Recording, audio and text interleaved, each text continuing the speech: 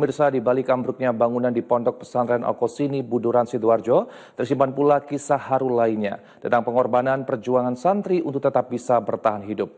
3 hari tertimbun di balik reruntuhan, 2 santri muda berjuang hidup dengan makanan dan juga minuman sekedarnya, serta untawan sholawat dan juga bacaan istighfar. Taufan Saputra, santri berusia 14 tahun, menjadi korban yang berhasil diselamatkan setelah 3 hari pencarian oleh tim rescue. Tertimbun dan terjebak reruntuhan saat dirinya tengah sholat asar, Taufan ceritakan dirinya masih bisa berkomunikasi dengan tim penyelamat saat itu. Bahkan dirinya juga mendapatkan asupan makanan roti dan minuman dari selang yang membuatnya mampu bertahan di bawah reruntuhan. Bisa bertahan? Hah? Tapi di sana bertahan ya? Berapa hari? 3 kalau nggak 2 hari ya? Itu sempat dikasih makanan atau bagaimana sama? Dikasih roti. Dikasih roti sama Basarnas itu ya? Itu posisi Putra itu seperti apa? Terlentang. Tapi sempat komunikasi dengan para... Iya, tapi petugas ini nggak dengar. Oh, petugas nggak dengar. Pas hari Rabu baru bisa dengar. Oh, hari Rabu baru bisa dengar. Itu komunikasinya seperti apa? Tanya siapa namanya, terus ada orang berapa di sana. Putra sempat jawab juga. Iya. Berapa orang di sana gitu? Berapa orang waktu itu Putra? 6, satunya meninggal dunia. Oh, 6. Oh, gitu ya. Satu ruang sama Rosi, saya. Semuanya di ruangan. Itu waktu sholat ya, pas itu ya. Tak hanya Taufan, kisah lainnya juga dialami santri atas nama Saiful Rozi. Santri 14 tahun ini menceritakan dirinya terjebak di reruntuhan selama 3 hari. Tanpa tidur, tanpa makanan, hanya berpegang pada celah udara dan terang matahari. Saiful sebutkan dirinya bertahan dengan kekuatan sholawat dan istighfar.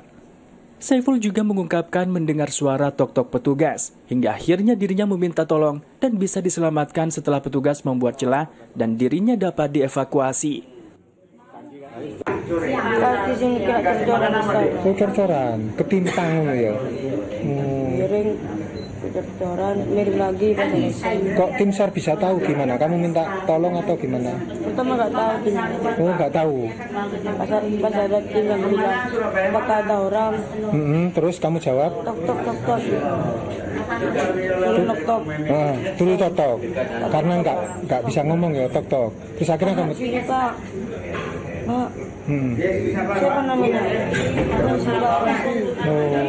Langsung dikejar sama orangnya, dibuka langsung. Oh gitu. Langsung dibuka bisa keluar. Apa didodoli dulu, dibongkar dulu. Bongkar dulu. Taruh di bawah ambulan. Berjuang untuk tetap bertahan hidup, namun telapak kaki kanan Saiful terpaksa harus diamputasi karena musibah ini. Dalam harapannya, Saiful hanya meminta dirinya segera mendapatkan kaki palsu agar bisa melangkah kembali. Pemirsa, Al-Fatih Cakrabuana, 14 tahun, santri kelas 3 SMP di Ponpes Al-Qosini, menjadi salah satu santri yang akhirnya berhasil selamat setelah 3 hari terjebak di dalam reruntuhan bangunan yang ambruk di Ponpes Al-Qosini, Buduran, Sidoarjo. Kisahnya bertahan hidup terbilang sebagai sebuah kejadian ajaib karena bahkan tak ada luka berat di seluruh tubuhnya.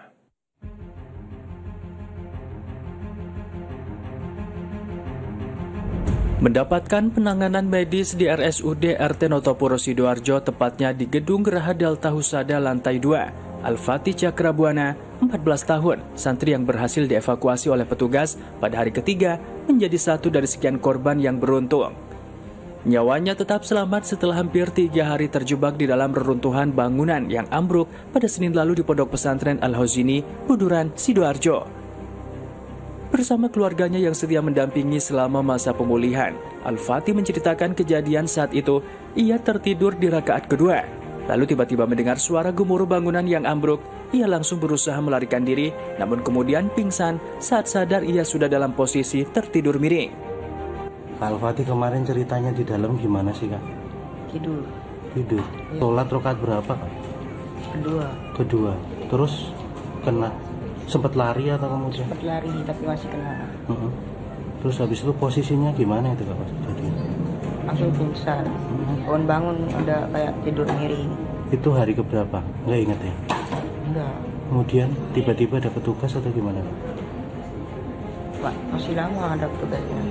Setelah 3 hari baru ada petugas. Petugas saat itu gimana Kak? Ngasih minum atau kemudian Iya, masih minum. Kayak lewat selang kecil. bisa minum Kak gitu ya? Bisa. Disemangati apa Kak saat itu? Iya. Sebentar. Sabar. Kak Fatih sudah mondok berapa tahun? 2,5. 2,5. Ini tapi saat ini kondisi masih pemulihan ya Kak ya? Iya. Harapannya teman-teman yang lain bisa selamat juga Kak? Iya. Ini yang dirasakan sakit yang mana Kak saat ini? Enggak sakit. Cuman kayak masih belum pulih. Masih lemes. Hadiah dari Allah Subhanahu wa Ta'ala ya. Jadi ya ini anak wakaf, anak semuanya. Anak keberapa Pak Fatih ini? Anak kedua yang lain. Pak, terus kemudian apa Pak yang pengen disampaikan ke petugas atau kemudian Oh tentu saya sangat berterima kasih kepada semua tim penyelamat ya, tim SAR yang telah berjuang. Saya tidak pikir bagaimana mereka ketika melihat anak-anak di ini. Saya ucapkan terima kasih jazakumullah, mudah-mudahan dibalas kepada anak-anak semua yang telah berjuang, kepada anak-anaknya yang mereka yang berjuang, dan bagi yang selamat ya ini adalah anak bersama. Mudah-mudahan hadiah dari Allah Subhanahu wa Ta'ala diberi kesempatan hidup ini bisa menjadikan mereka bermanfaat. Pak, semangat buat kuali santri yang masih bertahan berharap, mungkin apa Pak yang ingin disampaikan?